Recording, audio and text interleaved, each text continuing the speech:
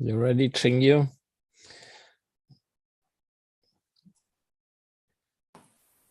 Okay, so we're Wait on one moment. It's not in yet, or do you see it already?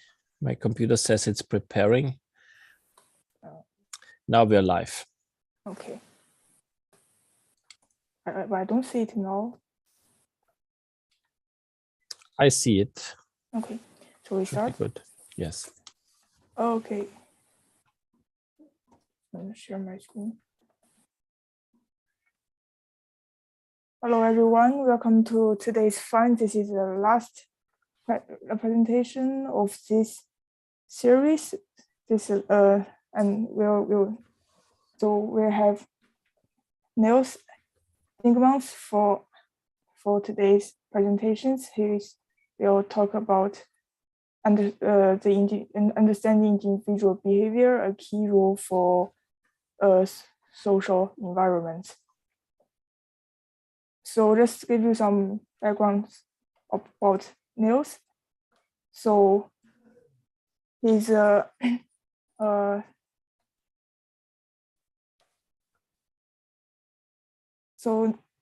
Niels is Niels did his PhD in 2003 at the Institute of Ecology in Netherlands Institute of Ecology, studying the fitness consequences of animals' personalities.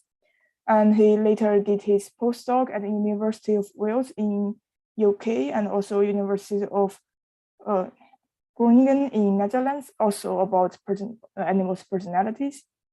And later in 2012, he started his first research group studying the evolutionary ecology of variations at Max Planck Institute of in Germany, and he got his professor positions in 2015 in behavioral ecologies of Ludwig Maximilian University in Germany. So Niels has lots of publications in his careers. He has more than 130 publications in peer-reviewed journals. Most of them are about individual variation in behavior, or you may call it animals' personalities. So he has two most rather important articles. One is Behavioral Reaction Nouns, Animals' Personality Meets Individual Plasticities, which actually shows that animals' personality is not in conflict with individual behavioral plasticity. Another one is quantifying individual variation in behavior mixed effect modeling approach, which gives a very important tools in measuring individuals' behavioral variation. So right now, Niels' team is focusing on animals' personalities and also sexual selections. So the team is conducting evolutionary behavioral ecology research about the adaptive evolution of behavioral strategies and their genetic architectures within an ecological context. So the research is motivated by behavioral ecologies, life history, and quantitative genetic series, and seeks to test prediction and assumptions of adaptive series using observational and experimental approach both in the lab and in the field. And what's more, their lab is also at the front foot of development of statistical tools to quantify multi-level and multivariate variation. So right now they are observing 12 nests in Munich with the greaties, and they're also working with the crickets, mostly in the lab. Just before we okay, so I guess we can move to the presentation today. So Niels, it's all yours. Okay, let me share the screen.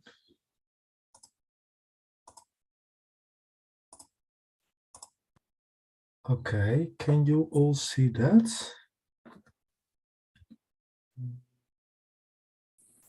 Yes. Yeah, does this look okay? Because I don't see anyone anymore, but I do. Me, it looks good. Yeah, it looks good. Okay, so thank you very much for the invitation to speak, and it's also very neat. I think that there's such a diverse audience here today in many different places in the world, which is really nice. So thanks all for joining. So what I'm going to talk about today is animal personality variation. And mostly I'm going to focus on what we call social environmental variation. That will come in a little bit later. So who am I? Basically what I'm interested in is evolutionary ecology of individual variation. And we work on great tits primarily. We've also worked a bit on crickets, and now we start also working on some other systems that I'm not going to talk about today. Okay, let's see if I can get this going. Yeah, so I'd like to start with this nice artwork, actually. This is a really nice drawing that was made by Tara Ocon. She's someone from the UK who is making nice art, and she made this for my PhD students who were graduating last year, and they worked on individual variation. And what you can see here is that really all these individuals are the same. And what we also see that they're very plastic, right? Because one looks at the left and one looks at the right, but they're all sort of alike. And in very much, right, I like this type of picture because it sort of depicts how maybe 20 years ago or so people were often thinking about animal behavior, that yeah, there is variation in behavior. Mostly this is sort of plasticity, right? We're responding to the environment in a particular type of way. And most of this variation that we see is within individuals.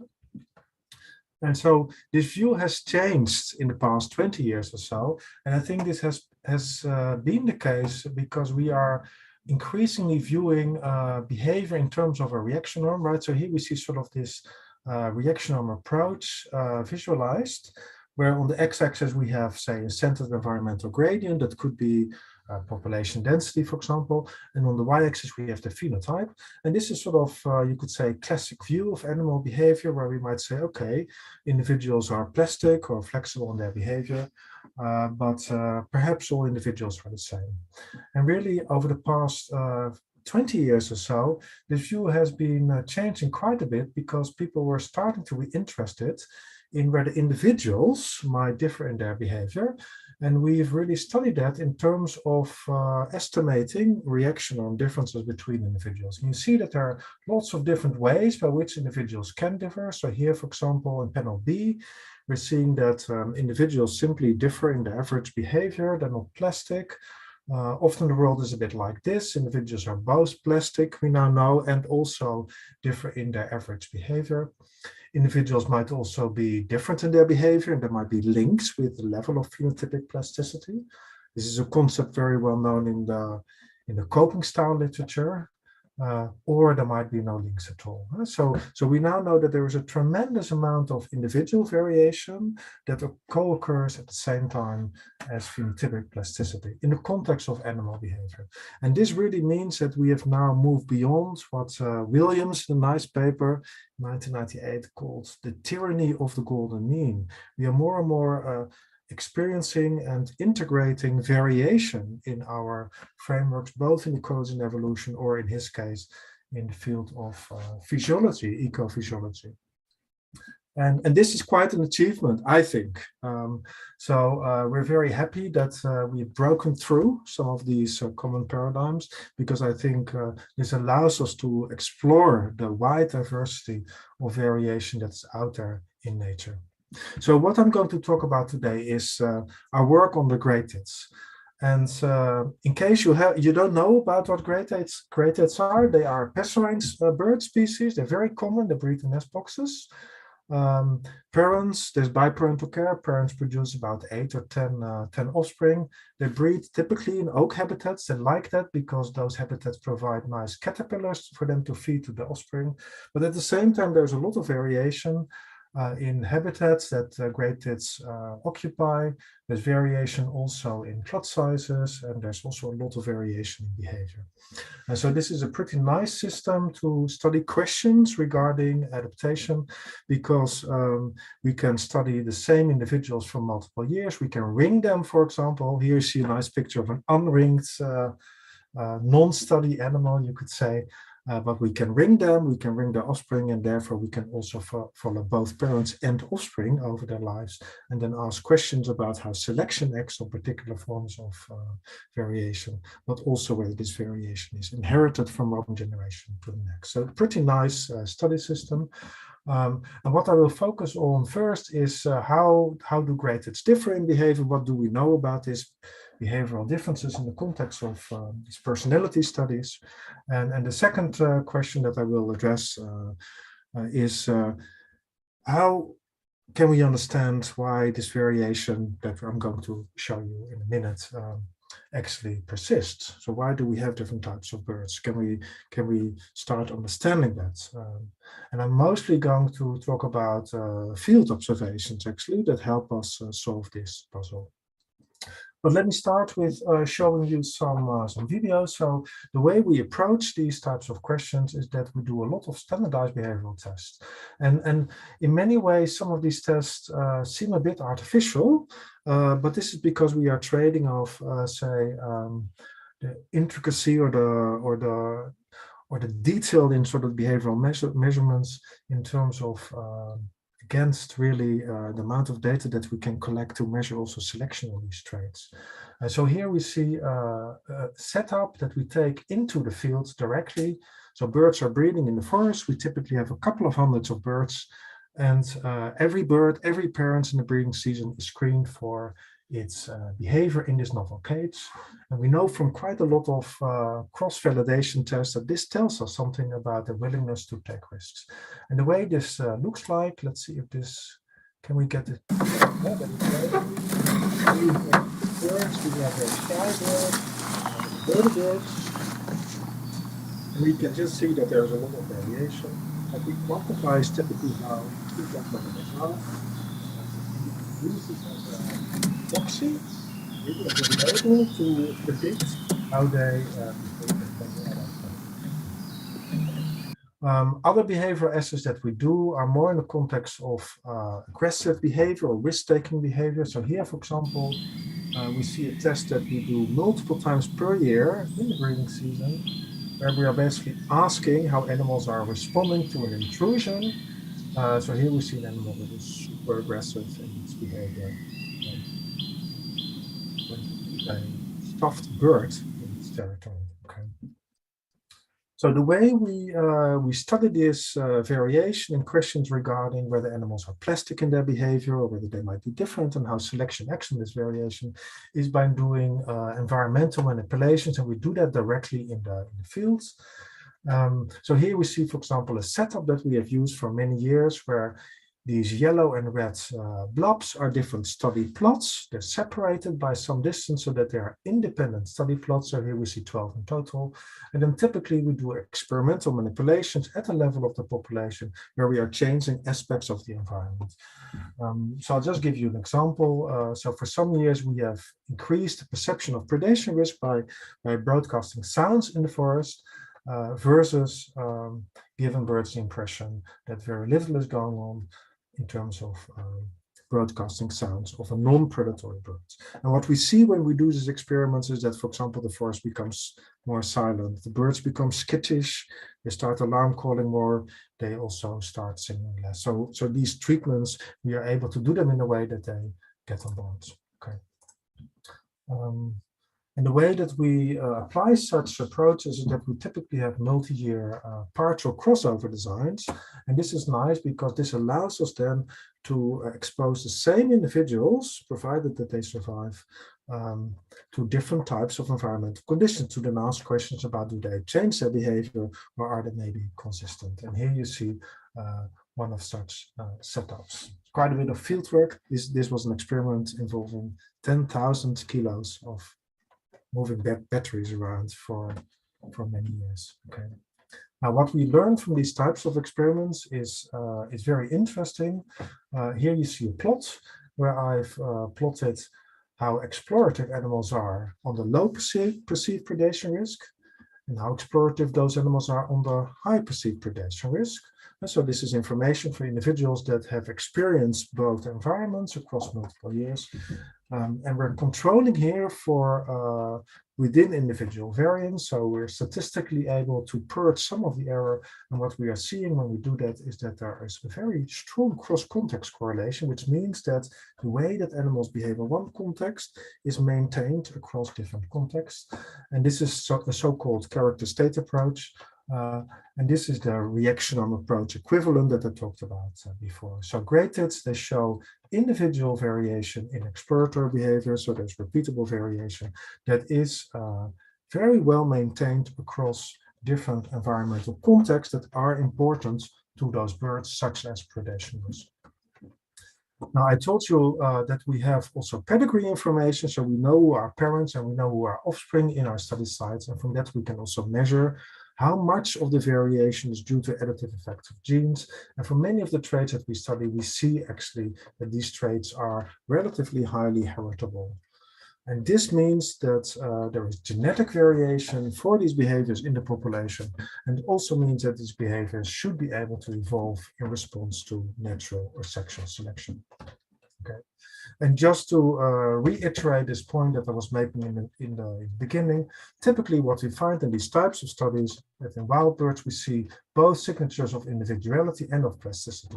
And this is very nicely illustrated here, where we have on the y-axis plotted an individual's exploration score versus the context here is a novelty context, where an individual is tested for the first time or for a second time. Each line here is an individual for many different populations. We've done this, so these are examples of 4 populations, and we're seeing that individuals are typically plastic, the reaction norms are not horizontal, but at the same time we see these differences in intercepts and also in this case in slopes. And that really shows very nicely that yes, behavior is very plastic, but individuals can at the same time also differ in their behavior, and they might even differ in the level of phenotypic plasticity. Okay, so what do we know about the gray tits in particular? Well, the gray tits have been a model for personality research for quite a number of years, really ever since Monica Verbeek and Wiepke Maar at the University of Wageningen in the Netherlands started to use gray tits as a model to understand variation, what they called at the time coping styles. And Monica designed an assay where she measured individuals in a novel environment for how quickly they explored this environment. She then also tested these birds for how quickly they respond to a challenging situation, so a novelty response. And she measured how aggressive animals are in an agonistic context. And her tests were done with hand-raised birds, and this is something that is very complicated in gray tits because it requires a lot of investment. You have to really spend a lot of time to hand-raise individual offspring, but by doing that, you can then ensure that all individuals are really measured under the same conditions, that they have experienced the same developmental environment.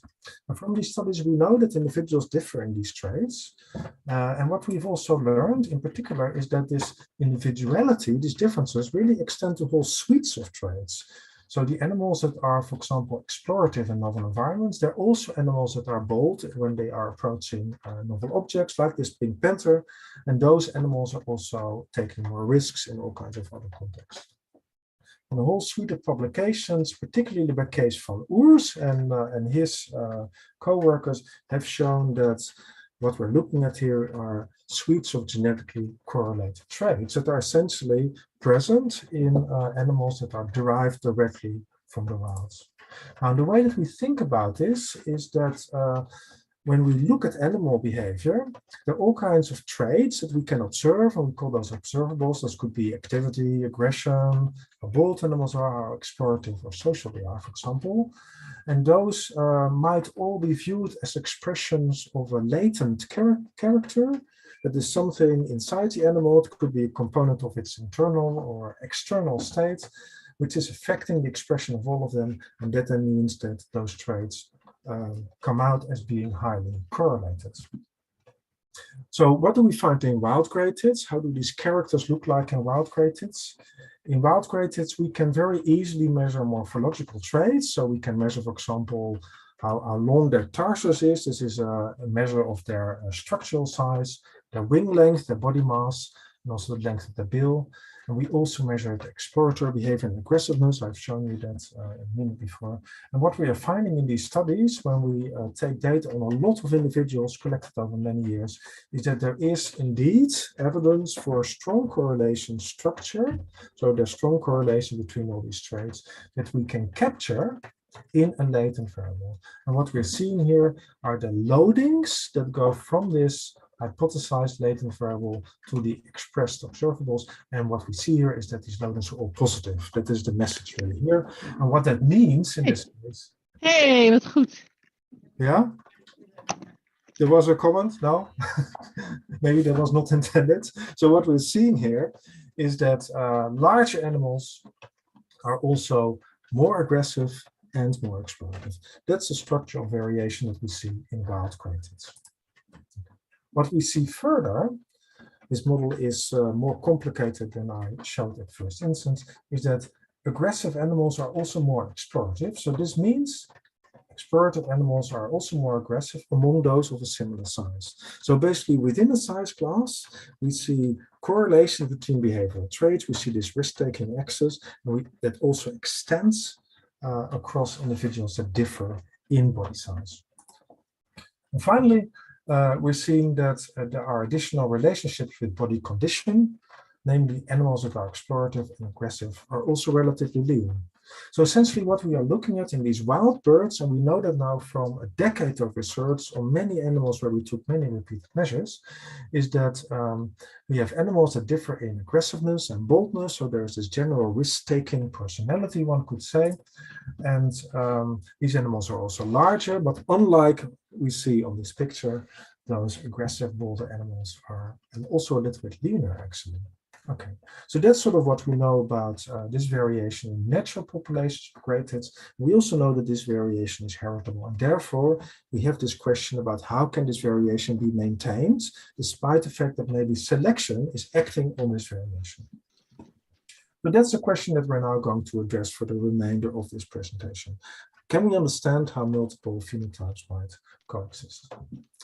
Now, in the literature, over the past 20 years or so, two major explanations have been given for why we have these different personality types or why this variation is maintained in natural populations.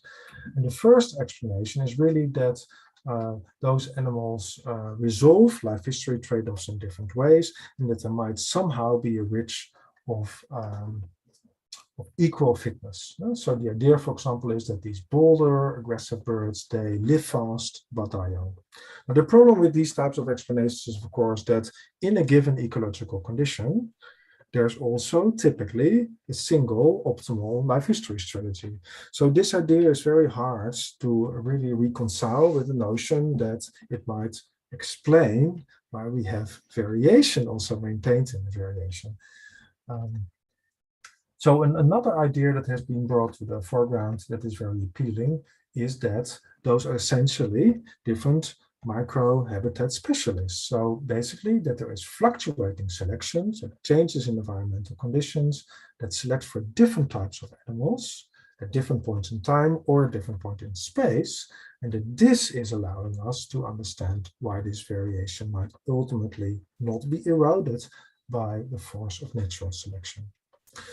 Now, recently, we have made some effort to actually try to combine these two explanations, and we can do so by thinking about the social environment. Okay, so what I will introduce now is sort of the general framework that we're going to test in the remainder of this presentation.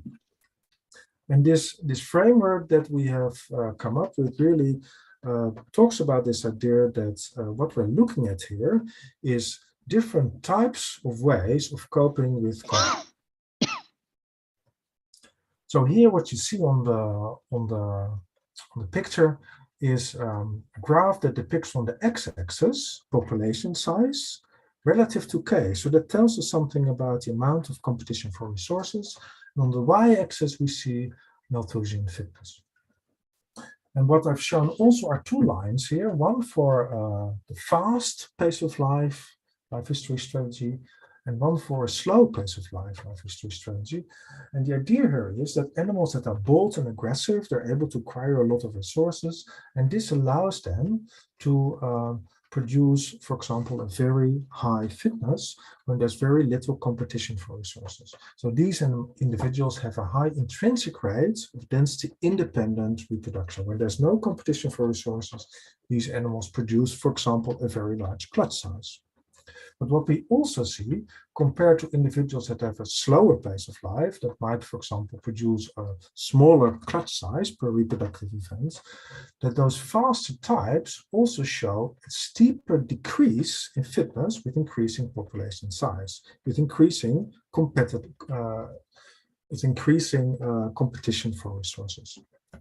And so what we're implying here is that we have a trade-off here, a trade-off between intrinsic rates of reproduction and ability to cope with competition. Now, this trade-off has been tested, the existence of this trade-off in graded populations, and that has also been found. So we know that this trade-off is actually characterizing wild graded populations.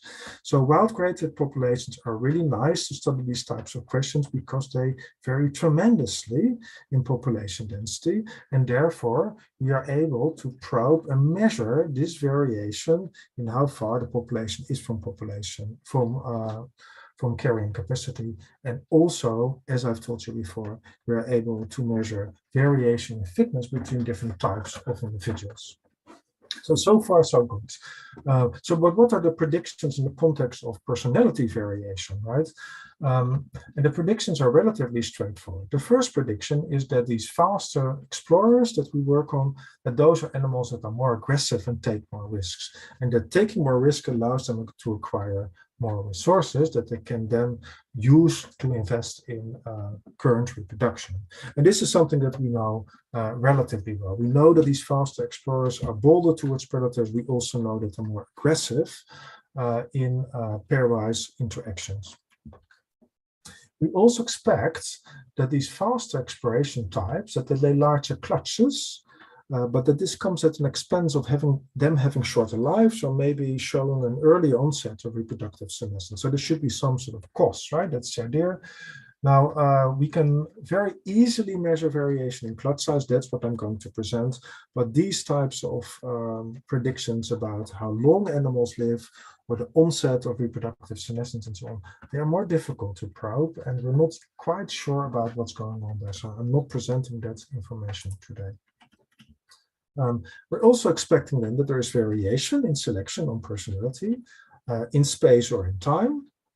And finally, we're expecting this variation to result from the fact that faster types, or bolder animals, do better when there is less competition for resources, when the density is low, and that slower types are actually doing better when the reverse is true, when there is high competition for resources. Okay, so gradients are really ideal to study these types of questions, partly because we can so easily observe them. So when we put up a lot of nest boxes in the forest, we can very simply probe the clutch sizes that are being produced. And here we see a picture showing the tremendous amount of variation that we can see in tit populations. They're both gray tit and also some blue tits actually presented here. Blue tits are a smaller sister species that produce somewhat larger clutches. And we also know that this variation in clutch size tells us something about the quality of the individuals, but at the same time about how they trade off investment in current versus future reproduction. So what have we found in this context? Well, we are actually finding that these faster, bolder animals, they are generally producing faster, larger clutches. And we know that from relatively painful, I should say, longitudinal studies. And why do I say painful studies?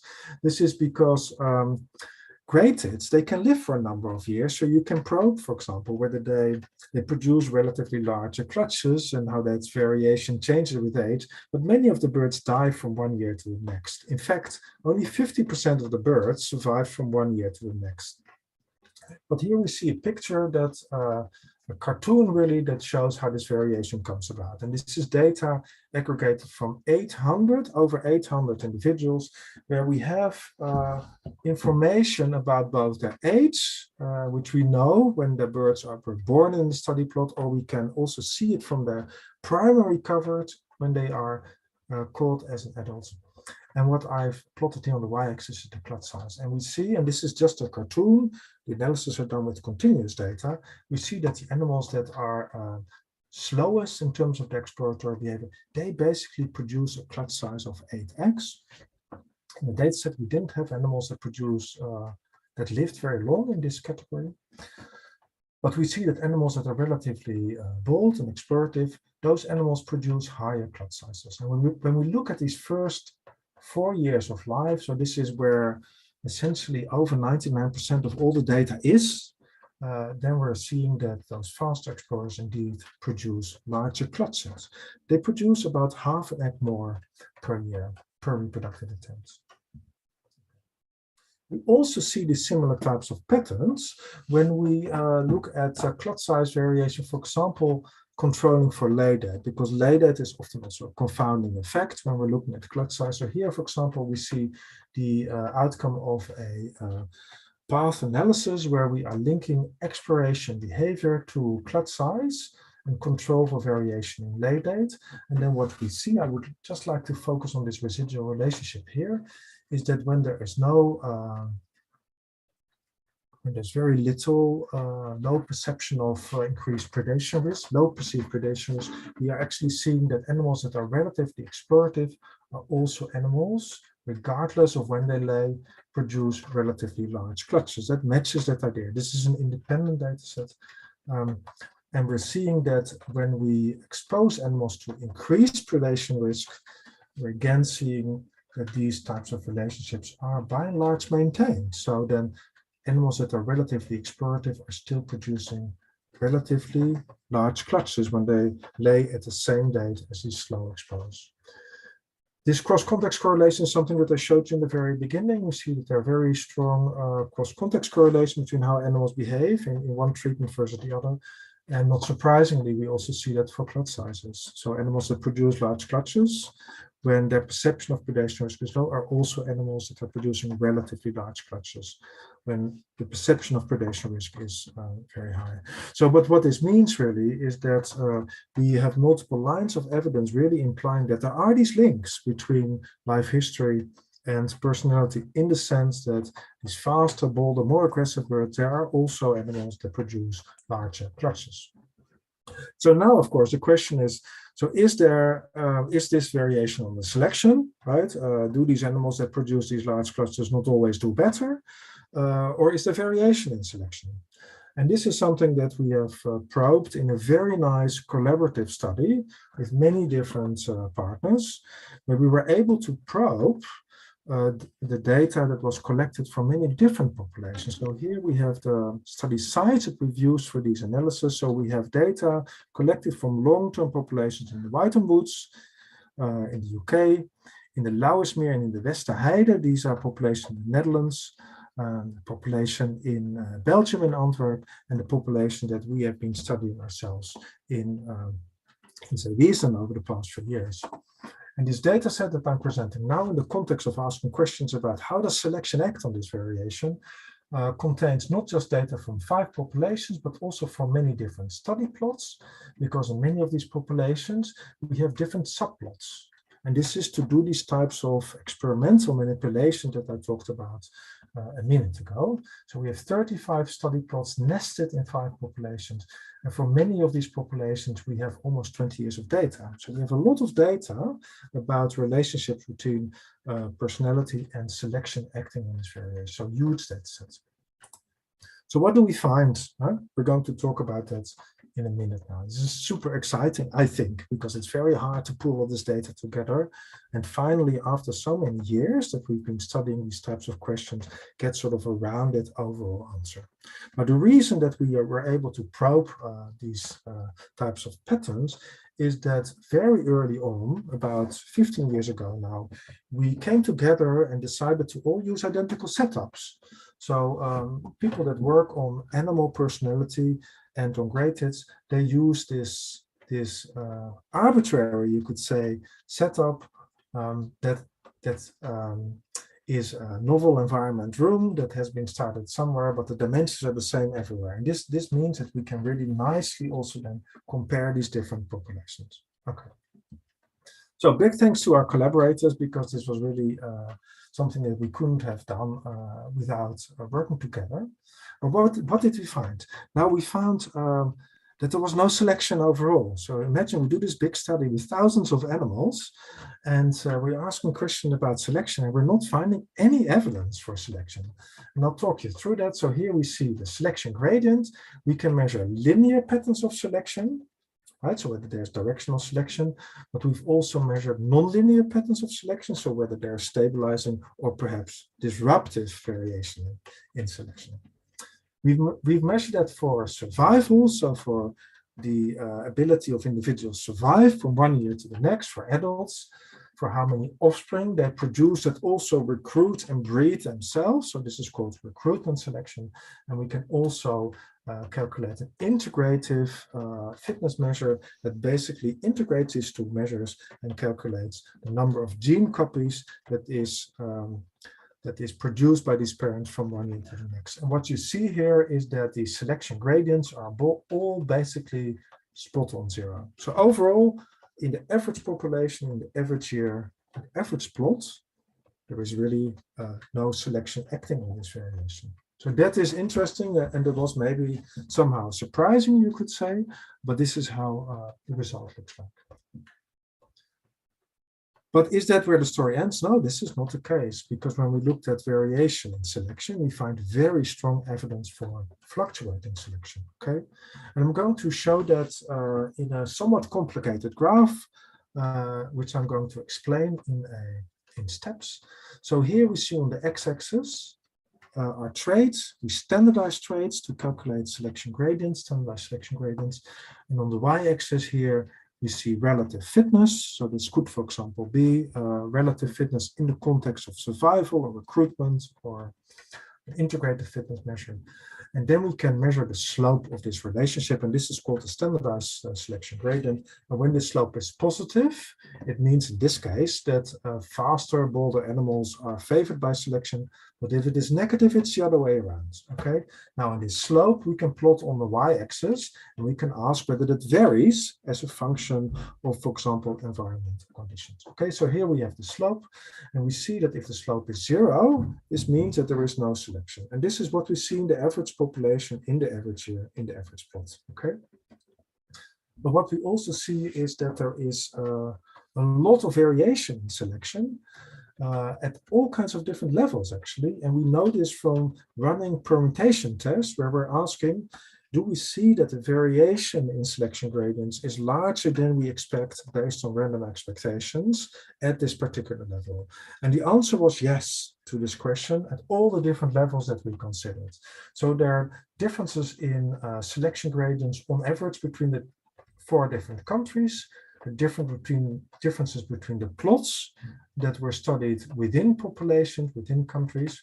And we also see significant variation in selection gradients within study plots across years. So those are those points, those are the different selection gradients that we can measure within a single year. So essentially, there's a lot of variation in selection, both in space and in time. Now, the key question, of course, the closing argument is, yeah, there is variation in selection, but do we also see that the selection gradient varies as a function of population density? Is that also the case? So what we're expecting here then, if this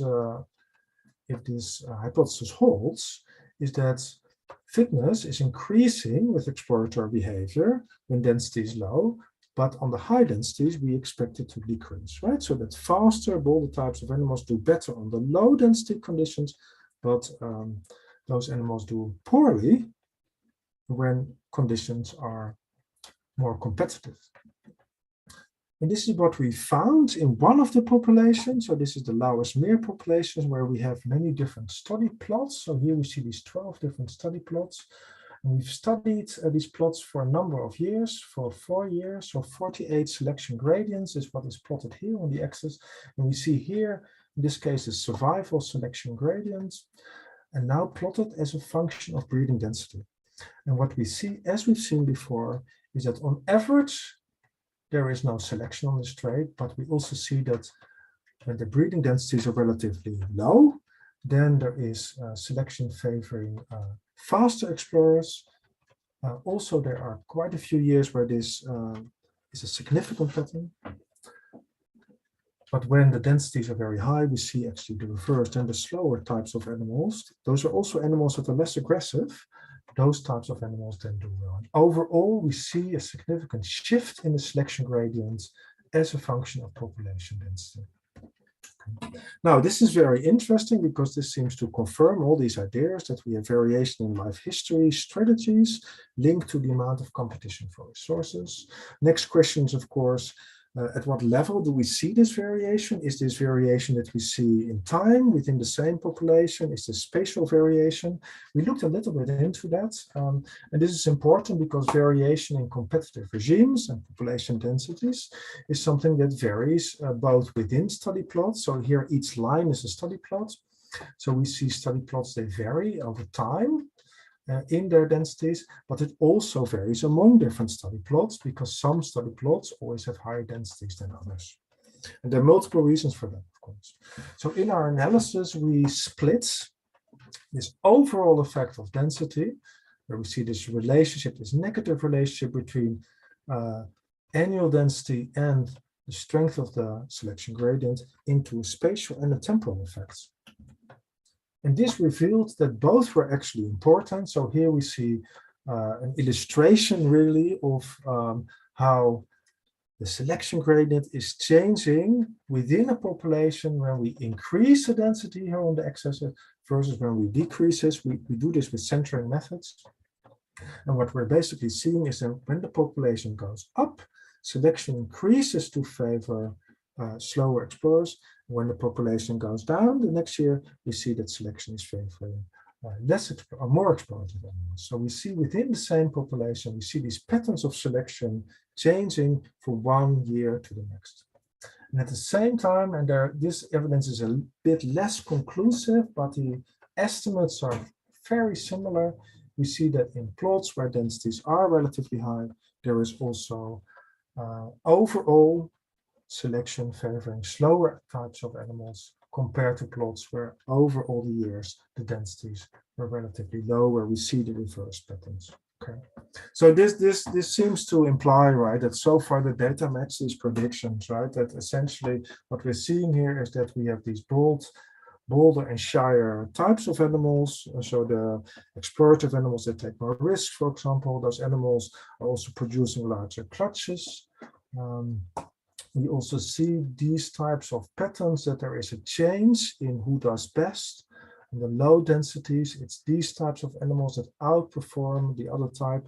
And on the higher densities, we see the shift. We haven't done all the definitive tests of this idea yet, but we seem to be onto something in terms of understanding how this variation comes about, how it is linked to life histories, and why this variation may persist over evolutionary time. Okay.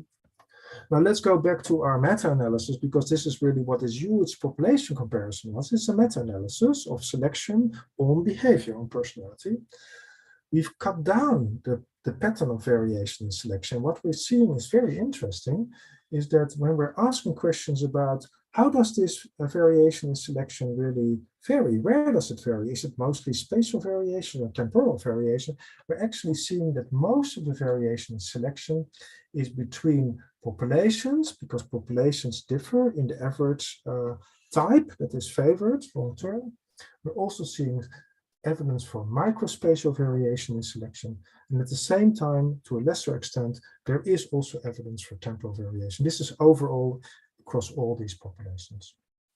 But do we then also see that in years when population densities are higher, the different types are, for example, favored than in years where the densities are lower? And do we see these same types of patterns in the context of that when densities are on average relatively high in a population, do we see that in those populations we also see that there is selection favoring slower types and so on. That would be a definitive test to really ask questions about whether this applies not only in this one population in Lausmeer, but overall. And this is what we've done. So we've also tested for density-dependent selection. And there we find no evidence whatsoever. So the bottom line is that in one population in the Lauwersmeer, we find this very strong pattern of density-dependent selection that completely matches this idea that I've shown you before. But overall, this is not so evident. And this is interesting, I think. I think this might be because there are all kinds of confounding effects in the context of that population densities, of course, are not truly representative of competitive regimes. And therefore, we might also need to do manipulations to get really a definitive answer. And this is what we are doing right now. So we've been running population density manipulations where we've used an approach where we have been manipulating the numbers of nest boxes in the forest. We've done that for 2 species simultaneously, and this has allowed us to manipulate the densities of multiple species of birds breeding there in the forest, and this will now hopefully allow us to experimentally reveal the causal relationship between density and selection on these personality traits. Now, the interesting thing about comparing gray tits and blue tits, which is what we are doing here, is that those are species that compete for access to the same resources. And this is interesting, I think, because this now allows us to also test whether some of these ideas of how competition affects selection on personality also might apply to competition across different species. So we're hoping to also address these types of questions in the future. But the unresolved question, of course, because there are lots of missing links always in studies, as you know, is it's all very nice, right? That maybe if the density is high, you might have to behave differently, right? A selection for a different behavioral type. Why do you not just change? And so if it's better to behave more explorative, for example, when the density is higher or less explorative, maybe you should just plastically change your behavior, as you see in these little cartoon reaction arms. And so that would mean that maybe when there is this fluctuating selection, this density-dependent fluctuating selection, what we're actually expecting is the evolution of adaptive phenotypic plasticity, a single type that's plastically responding to the environment. And this is not what we're finding. And I haven't shown a graph here, but what we're essentially finding is that these animals are not changing their behavior as a function of density at all. They're not doing that. So either this means that there are some limits to phenotypic plasticity. They might be incapable of tracking the changes in density and adjusting their behavior quickly enough, or there might be other reasons, there might be other mechanisms, for example, selection for consistency, that we have not yet addressed. Okay. Well, just to wrap up, this is one of the last slides. So what we think might be explaining to some extent, or perhaps to a large extent, this variation in personality and the links to life history is that those types might represent different ways to adapt to different stages of a population. And the question is this the exception or the rule? And my perception from reading other papers in the literature on other very different study systems is that this might actually potentially be the rule. And I just wanted to give you one example from a very nice rounded study. This is work by Renee Duckworth and co-workers that has been working on focusing on other bird species, namely the western bluebirds. And this is a system that's very different. So there we have variation in population densities essentially caused by fires. So here fires create new habitats, and then over time these habitats are colonized by the aggressive, more dispersive types. And those populations then grow, And then these types are then replaced by the less aggressive types. Now in the gray tits, I think we see the same types of patterns for different types of reasons. I think the variation that we see is not caused by fluctuations due to fire, for example. We don't have these types of environmental factors, but more due to variation in winter food distributions, for example. But we also see this pattern that these bolder, aggressive animals, for example, are more dispersive. We even know in the gray tits that aggressive, explorative animals, they have genes that make them more dispersive and seek out new areas. So I think the common theme that we will work on in the next few days is really understanding how does this work? What is the relationship between eco and evolutionary dynamics to understand the role that this individual variation will play in evolutionary processes? And I will leave it at that. I would like to finalize by thanking you for your attention, and also the many PhD students, postdocs, TAs, and collaborators that have worked with us over the past few years, and the funding agencies, of course. And with that, I would like to give the floor back to our chair. Thank you for your attention.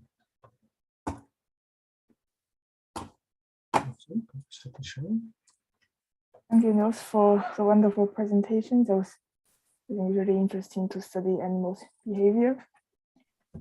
So we'll soon go into the question and answers, but before that, let me just quickly introduce about our next series of autumns. So we already have a preliminary schedules here, and so the first seminar will start in the 6th of September, and the seminar and all the presentations will cover insects, fish, amphibians, mammals, primates, and also humans. So we will send you the preliminary schedules in July by emails, and we will also send you the final one by the end of August. So the first seminars will be by our rising star of Erika. She was supposed to present in this series, but unfortunately due to Corona, she was unable to present. But she will give her presentation the first in our next series. And something else to mention is there will be young African researchers at the frontier of social evolution. That's the that will be the second one. So we will have 2 South African researchers to talk about their work in South Africa. Okay, so we go to the Q&A. If you have a question, please type a question mark in the chat, and I will call you by orders. And also, if there's a question in YouTube channels, Karsten will also bring it up here. So please, if you have a question, please just type a question mark in the chat. Okay, I see there's one question. It is Ut. Sorry, am I pronouncing it right? Ut, please, if you have a question. Yes, thanks very much for the very nice presentation. I'm Ute Radespiel from Hanover University of Veterinary Medicine, and I was interested by some of your last remarks about the limits to plasticity, and maybe I missed that point, but is the limits somehow associated to space? So is it if you translocate individual to somewhere else that the plasticity increases, or is this kind of intrinsic, or is it kind of mediated by where the animal is? Yeah, thanks. Yeah, that's a good point. No, really what I meant is that if selection favors you to be different in a different environment, will you also change in that direction? And we were expecting, of course, that if under higher densities, it would be better to be shyer, that animals should be shyer, should become shyer. And we tested that actually, because we have repeated measures of the same individuals in different years, for those that survive, of course, right, of how explorative they are. So then you can ask, for example, if the density increases within your lifetime, do you see that your exploration behavior also changes in the direction that we expect that selection is favoring? And that wasn't the case. So I was referring really not to these sort of pseudo personality types of issues that I think you were somehow alluding to, right? That animals sit in a particular type of habitats, right? That might constrain their action, but rather potentially to their ability to plastically change their behavior. And the question is, what are these limits? Why is it that that these animals are unable to change in the way that they should, right? Are they not able to probe these changes well enough? Does it take too much time? Those are questions that are actually hard to address in the wild. But answering those questions would ultimately, of course, help us to understand why we have these types rather than why we have variation overall. Yeah, I was only thinking, like, if you're sitting at a particular spot and then just there's still maybe other property of that location that may constrain your behavior than just changes in density. So that was just my thinking. So if they would be in a different place, maybe they will show more plasticity, or you could kind of ask them or challenge them to show more plasticity. No, right. No, I see what you mean. We have tried that actually. We have tried to translocate great tits. This was during my PhD. Then during your PhD, you do crazy things that are not going to work out. And we, with a postdoc, it was Christian Bott at the time. He was a postdoc in the project. He works on flycatchers. We actually took animals into the laboratory and made new pairs, for example, and then released them in the wilds. Took other animals away to try to actually have animals settle in a place where we wanted them to be. That doesn't work with great tits. But in flycatchers, you can do that. In flycatchers, you can build a cage, for example, put animals in there, slowly open the cage in a matter of a few weeks, and then they breed at that location. So I think in those species, not in the great tits, but in other species, we are able to do exactly what you are asking. But the great tits are nice for some things, but horrible for others. Thanks. Okay, next is a question from Karsten. Yes, it's Carsten Schradin. Why am I gone? Carsten Schradin from the CNRS in Strasbourg. I'm studying mammalian social evolution. Thank you for a great talk. It's fascinating to see how this field is progressing and also what you get with all these collaborations between different labs using the same methods. I have a question to the same topic of plasticity of personality, and maybe you said it in your talk. My question is, I mean, it's surprising to see these flat reaction norms in exploration in great tits.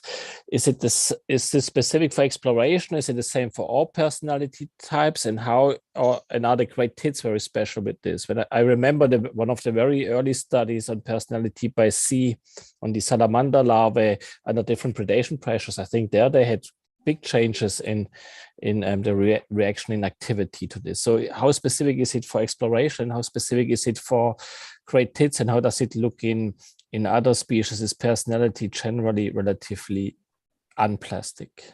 I will respond first to the question about exploratory behavior, right, and plasticity. So any sort of behavior that is really a response to novelty is of course very difficult to measure repeatedly, because at the time you measure it the second time, you're not actually measuring the same trait again, because it no longer responds to novelty.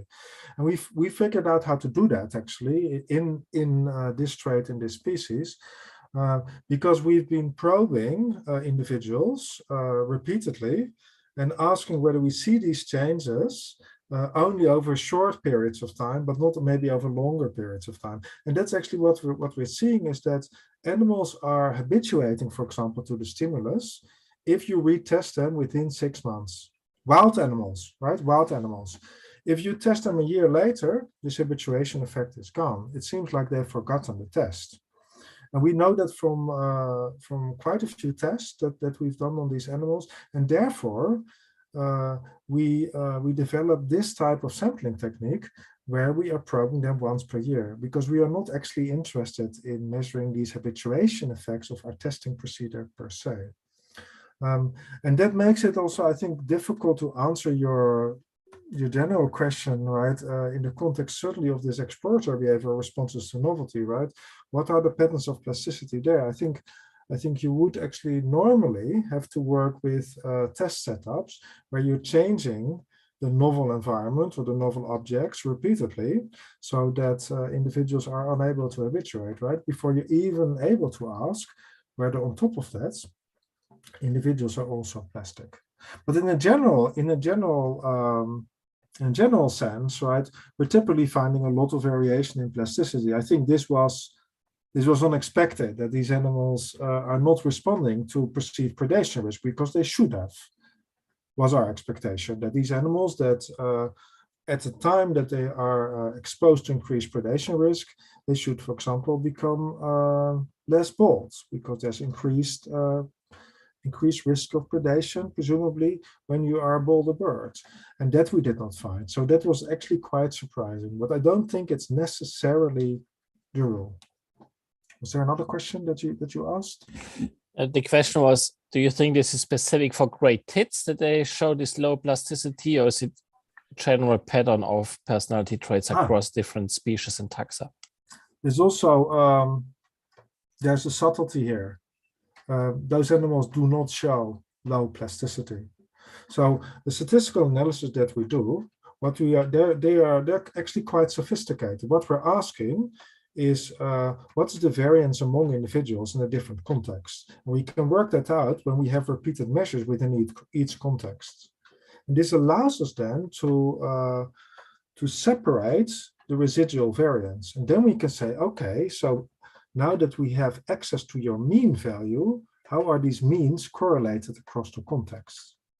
So this cross-context correlation of 0.9 is not the same as the correlation that you would see in phenotypic data, but it does tell us exactly what we want to know, namely whether an individual's behavior, average behavior, its personality in one context, is correlated with its average behavior in another context. And I think most studies don't make that distinction because there's so much measurement error in the system, right? That of course, if you calculate the correlation between how you behave in one versus another context, there's so much plasticity and noise that this correlation will be very weak. So maybe I would rather say this consistency, this is the level of consistency that we are seeing, but I'm not so sure whether in other systems it would be lower necessarily. What I'm seeing is that people don't really use the statistical designs that allow us to control for within individual plasticity in a given context when asking these questions about consistency. It's very much a statistical argument, but I think it's one that's really informed by the biological question. We're interested in means. Okay.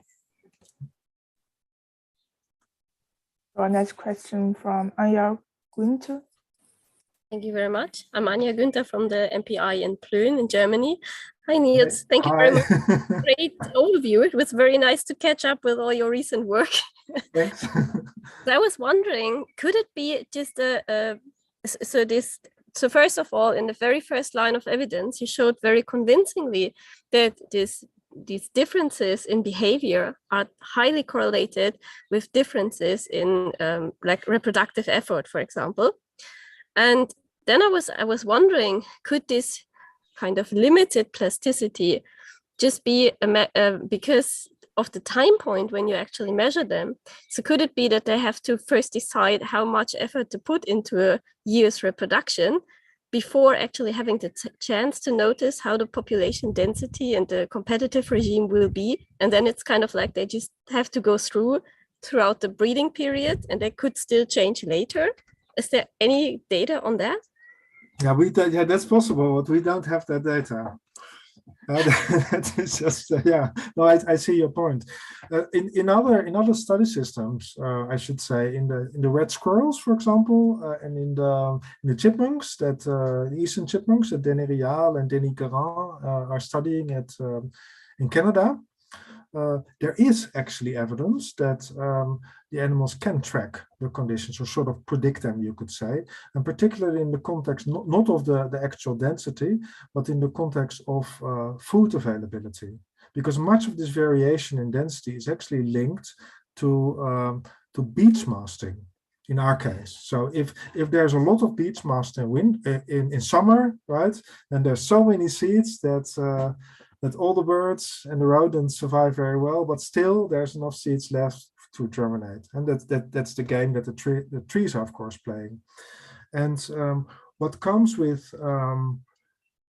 this type of year is also that other plants, for example, already in the summer are also showing increased output, like some berry species and so. So the birds and certainly those mammals, they are actually able to forecast, to foresee what sort of type of year it becomes.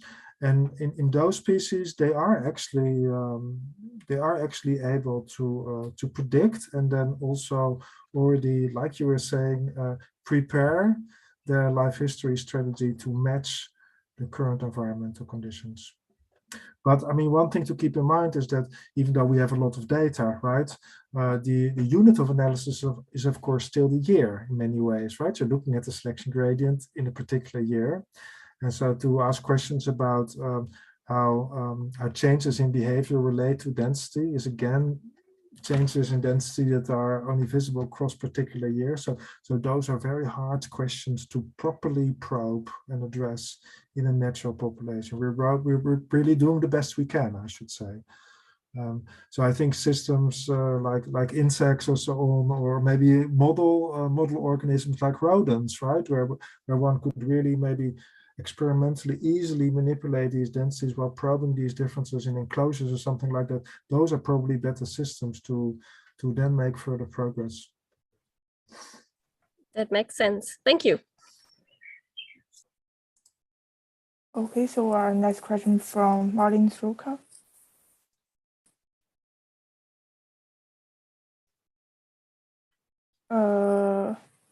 Martin, are you still there? I can see her, but I cannot hear her. Can you hear me now? Now we hear you. Yeah, great. Thank you very much for your talk. I'm Marlene from the University of Münster, and you explained so nicely how a high or low density favors fast or slow explorative types. But it's always a gradient, right, in the behavioral types. So there are also intermediates that are not super explorative, but also not explorative. And I wonder, how would you interpret the adaptiveness of those types? So would you rather say that they are always a little bit maladaptive compared to the extreme types in either of the both environments, or that they are or that they're overall even better adapted because they don't, they're always there, maybe not as strong as the extremes, but they could always remain in the population? Or do you also see maybe that they are more flexible so that they can better adapt to either of those situations? That's an interesting question, right? So this is continuous variation, right? And for illustrative purposes, right, I of course showed cartoons of the extremes, right? This is completely continuous. This really follows all the predictions of quantitative genetics theory, right? Just to be clear, right? This is a continuous trait, probably underpinned by many genes of small effect and so on, right? Nicely Gaussian distribution. So what we know about the intermediate types, right? So basically the animals with an average phenotype, is that their fitness is also somehow intermediate, and we know that from these patterns of selection, because we have estimated both linear selection gradients and also nonlinear ones, and there was no evidence that there was an improvement in terms of fit of these models. It didn't show that. When you're fitting nonlinear gradients. So there's no evidence necessarily for, say, stabilizing selection or for disruptive selection. If you think about it, of course, a bit further, right? The big question is, are we thinking about geometric or arithmetic mean fitness, right? In terms, are we thinking about like the variance in fitness for a genotype, right? And if those are genotypic differences that are underpinning this variation, which we don't know, right? And you can even imagine that with these fluctuations in selection, that actually these intermediate phenotypes have lowest variance in fitness and therefore do best, right, over evolutionary time. Then that's an interesting point, right? We can't address that with the data. But that's certainly something that we might expect, right? What I should say actually about what we know sort of about evolutionary history, didn't really talk about that very much, is that this work by Kees van Oers is very interesting in terms of the quantitative genetics underpinning. He was finding in his PhD studies some years ago that that there was a lot of additive and also non-additive genetic variance in these behavioral traits. And that is apparently, I'm not really quantitative geneticist, but that is compatible with this idea that this trait has been under a long history of fluctuating selection. So I think that sort of is suggesting that even though that is possible, that I'm not sure that we're talking here about a trait where there is simply stabilizing selection and mutation selection balance, for example, maintaining this variation. Yeah, and the other question about the flexibility, right? The flexibility of these intermediate times, right? This is, of course, a nightmare, right? Because people have implied that individuals that on average, right, are in the middle, right, that, yeah, they are also more plastic, right? So if you have like a 0 and 5, right, instead of 0, 0 and 5, 5, yeah, of course, you end up with a value in the middle, right? That's also more variable, right? So there has been a lot of conflation also, I think, of this idea. You really need to do the measurements right and the statistics right to ensure that you're not falling into that trap. And of course, ways of doing that, right? You can do all kinds of simulation and randomization tests and so. But we haven't done that. We haven't really looked at whether, say, animals that on average, right, are in the middle, whether those animals are on average also more variable. Now we're able to do that.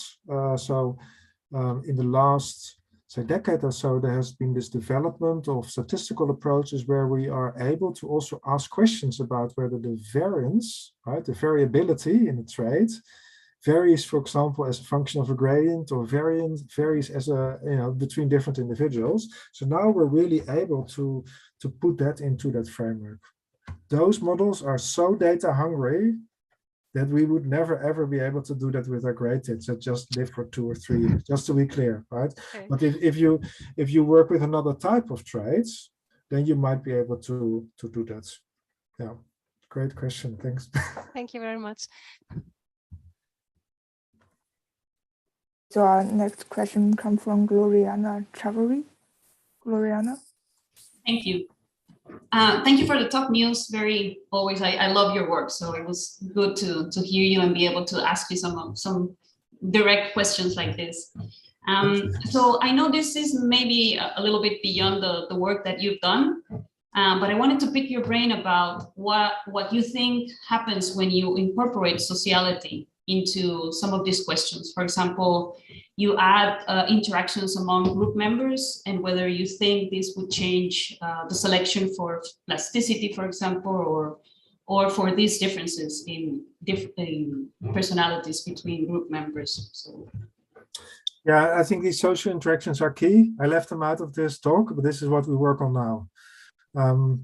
Because what we're expecting, right, is that when individuals are interacting, right, their phenotype might affect the phenotype of another individual and their fitness, and thereby also their own fitness, right? So we're expecting patterns, right, of social selection and also indirect genetic effects to really influence these processes of evolution. And so one example, some of our work on crickets, for example, we've really focused on these social interactions by setting up diets where individuals fight, right? And then every individual is then fighting multiple times, but always with different individuals. And from that type of study, you can then work out where the individuals differ in their average level of aggressiveness, but also whether the aggressiveness they elicit in others, whether that is repeatable and heritable. And what we were finding is that there is a very strong negative genetic correlation between these two. So animals that have the genes that make them more aggressive also have genes that depress aggressiveness in other individuals. And that's important because if you then ask questions about how selection via the genetics is translated in evolution, in those scenarios, you get complete evolutionary stasis. And that's a very simple example of how these indirect genetic effects, or the correlation between the direct and indirect genetic effects, are really important for us to understand evolution. Now, when I think about densities, right, this is exactly, I think, the route where we're going. We are now planning to start probing these indirect effects in the context of asking whether, for example, animals differ in the fitness effects that they have on their neighbors, and whether that varies as a function of density. And those are exactly these types of social environmental effects that we think might be important in understanding evolution. And I think another way in which we might expect such sort of social effects is of course the simple notion that when there is a lot of opportunity for interactions on the high densities, then there's more opportunity also for frequency dependent selection. I didn't talk about that at all, right? So I think on these low densities, life is very simple somehow, right? And these sort of little machines that just execute their thing, they can do very well. But when densities become very high, then for us, I think also as scientists, there are more interesting questions to be addressed. But it requires complicated experiments, I should say, that in the gradients we can't really do. We are now working on sparrows, and house sparrows are a species that live in flocks. And we're explicitly now we're manipulating who is with who when we do, for example, work on optimal foraging. And this then allows us to directly estimate these direct and indirect effects, and then these different types of routes to fitness. So we can do it in some species, but I think the key will be to pick the right species to ask these types of questions, and then preferably in the wild. So that will be a hard task. Did I answer your question somehow? Perfect. Thank you. Yeah. Our next question comes from Clara. Hi, Clara B. Jones. I'm retired social evolution. This is really interesting work. You've got a lot going on here. And for me, speaking just for myself, I would have to study each of your assumptions and your findings in order to unpack them.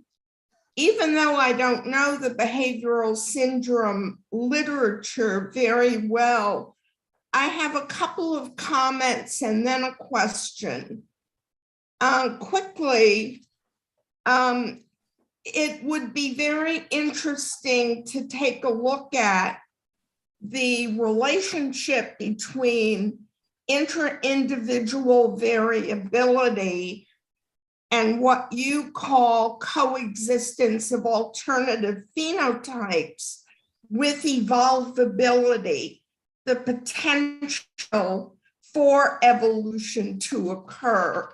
And of course, if you don't know the Kirchner and Gerhard 1998 PNAS paper, I would recommend it. Secondly, it would be very interesting to explore the relationship between intra-individual variability and niche overlap, because intra-individual variability should decrease niche overlap, and that should be directly related to competition. Yeah. The third and final comment is that it seems to me the elephant in the room, so to speak, is whether or not your traits are genetically correlated and whether or not you can demonstrate that. It seems to me that that's fundamental.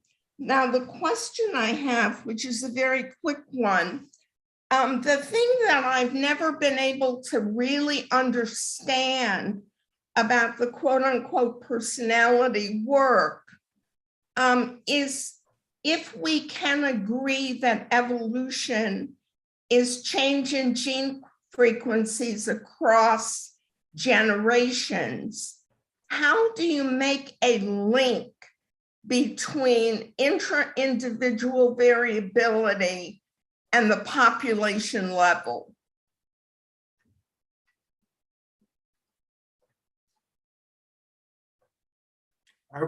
I respond first to your 3 comments. Okay. Yeah. So we have actually, so the first and the third comment actually are about genetic correlation structures.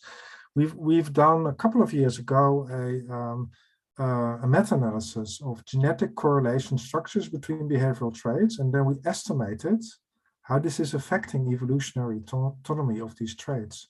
And what we were finding is that this personality structure, right, which essentially is the genetic correlation structure between these traits, is constraining evolutionary autonomy by about 30%. Whereas for life history traits, on average, this is 15%. So as far as we can see, the constraints imposed by this structural variation is relatively strong, potentially, right? I mean, we don't, of course, know whether those genetic correlations are underpinned by pleiotropy or linkages equilibrium generally, right? But if you take it at face value and say, what are the consequences of this genetic correlation structure on, you know, where the phenotype, the multivariate phenotype is going, right, from one generation to the next, there are important consequences. Your second question is something that we're working on. Actually, we're hoping to work on this idea that different types have different niches, right? And that this will actually affect also the amount of competition for the resources. So that is spot on. And then your question. Okay, sorry, say the question again. Can you repeat it? Yeah. It always confuses me how researchers in your field make the connection between the individual level and the population level, since evolution occurs at the population level. Yeah, I think those links are made. So yeah, to give you an example, we know that the population average growth rate is actually affected by the variance in these life history parameters. And if we don't consider that, or we don't know, but once we consider this variation, we see that there are also consequences at the population level in these parameters. To give you a very nice example, where that I find always so appealing about why does this variation matter, right? Why does it really matter? So there's this interesting theoretical model about invasions, right? Where people basically assume that there's one type of individual, right, driving innovation, versus you have sort of density-dependent functions, where one type does better in certain densities compared to others, similar to what I was showing, and where basically the aggressive bolder type is jumping forward, right, ahead of the invasion front to basically escape competition for resources. And when you include this variation in basically density-dependent fitness functions, the speed of the invasion increases tremendously. And so that is also, so we're asking questions then again, right, about the population average parameter, right, speed of the invasion. But actually what we're seeing is that the variation that we see in the population is affecting these processes. And I think a final example is what we were just talking about in the context of these direct and these indirect effects, right? Really the way we think about it is that if you have different types, different genotypes in the population, right, then it becomes really a different game in the context of how selection and evolution works, because then my genes might be affecting my fitness, but also your phenotype, and that might also affect my fitness. And then this variation is going to also affect the evolutionary process. For example, either cause evolutionary stasis if there's strong negative genetic correlations, or it might greatly speed up the pace of evolution. So I think these links are being made, to be honest, but they're not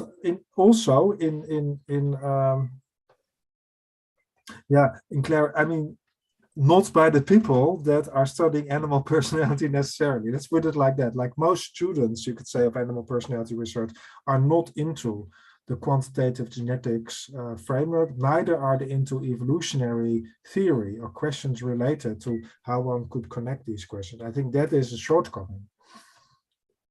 Thank you so much. Very nice work. So I see no more question here. Actually, I have one question for myself. Is so for you, for the when you're doing the personality experiments, how do you control for the effects of genetic? Because because I saw in your results there are some genetic effect on personalities. How do you control them? So is your question whether how you estimate environmental effects within genotypes? No, like for example, you want to measure the relation between personality and maybe the number of offsprings. I see. So the way that what we typically do, and in the wild is a bit difficult, but in our lab studies we have pedigree information, and then we're able to estimate the genetic correlations between all the traits, and also say the environmental correlations, and also the residual correlation of the measurement errors. And then we can zoom in to one level. And nowadays there are methods that are called errors and variables models that allow you to do that all at the same time.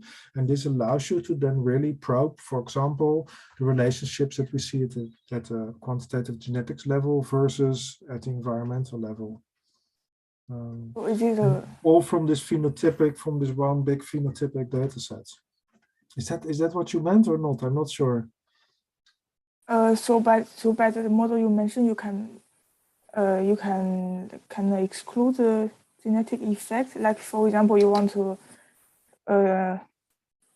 to see how personality can influence survivals.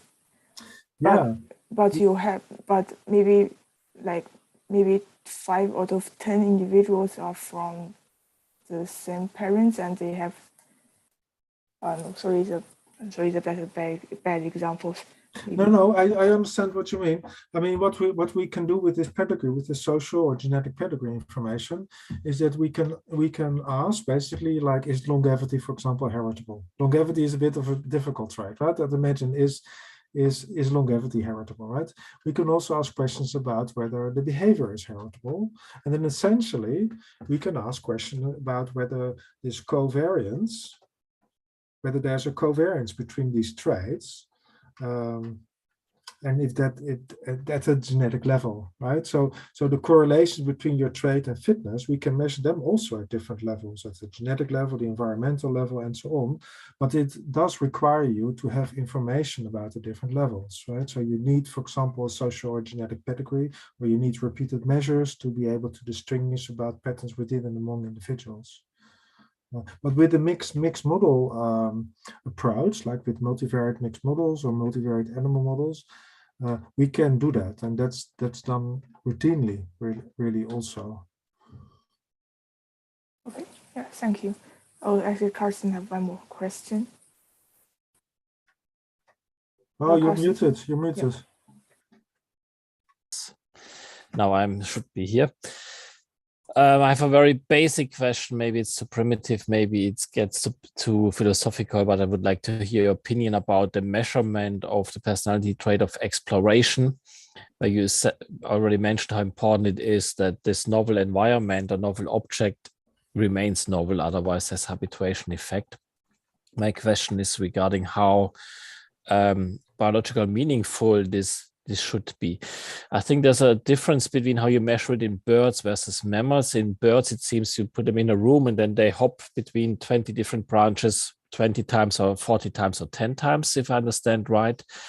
And in mammals, they put a neutral object that is often totally meaningless. I mean, for bird, if you put it in a new room, of course, it has a biological meaning to explore this room, while putting an object that is totally neutral for a mammal might have no meaning at all. I'm asking this because we had these neutral plastic objects in striped mice, which are very explorative species. They go there and have a look at everything. And if you do it with bush corals, they just don't care. And for me, it doesn't mean they're not explorative. It just means it's a pointless object for them, and we should find something that is more biological meaningful for them to measure exploration. Okay, maybe hear what is your opinion on this? That to measure exploration, it must also have a biological meaning for the study species. Yeah, so we are not really measuring their willingness or ability to explore, right? Novel environments. That's not what we're doing. We are measuring how they respond, how they behave in a novel situation. And we have done lots of cross-validation studies that show that this tells us something about their willingness or ability to take risks, and that this affects their life history. So I think if I were a psychologist, or if I were interested in exploration behavior per se, I would be worried about whether that label that we put on it is really the correct label. But we are really just interested in labeling that type of personality in terms of whether they are willing or interested in taking risks, right? How the trait of current versus future reproduction. And for us, that is enough. So I think that's partly an answer to your question. It really depends on what is your overarching goal here. So we just want to get sort of an overall quick essay, putting a label that tells us something about their willingness to take risk. If you're really interested in measuring how they explore, then I think you'd have to know a lot about the study system, about species, and the test will be completely specific. They will have to be, because animals, different types of animals explore environments in completely different ways. And if you would design a test where everyone is responding in the same way because no one responds, then you probably offered a test that is too tough, or that's not interesting enough for them to show this variation. Did I answer your question? Yeah, so I'm not sure. So in these great tits, you have one measure of personality. You don't differentiate between boldness, shyness, activity, but you have one general measure that has a meaning for how they explore or use the natural environment. Yeah, we're not interested in asking questions about whether it is really the exploratory tendency per se. We're actually interested in probing this syndrome, and we managed to. And I think one of the things to keep in mind is that for the types of studies that I do, they are so labor intensive in terms of the fitness data that we are collecting, we cannot do elaborate tests, right? And what I see in the field is that people that do, right, that do really in detail measure particular types of behaviors to rule out alternative explanation, they're not able to then get nice estimates of selection gradients, for example. So this is really one of these quality-quantity trade-offs in some way, right? And our approach has been to at least then do lots of cross-validation studies.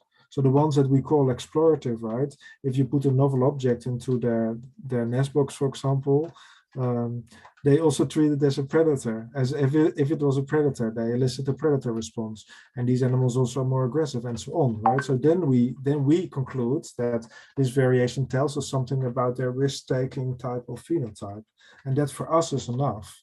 But I think that if you're doing a study of exploration, yeah, then you're in another situation if you want to know about exploration per se, and then you should really make sure that you are differentiating between activity, exploration, and other components of behavior that might confound these metrics.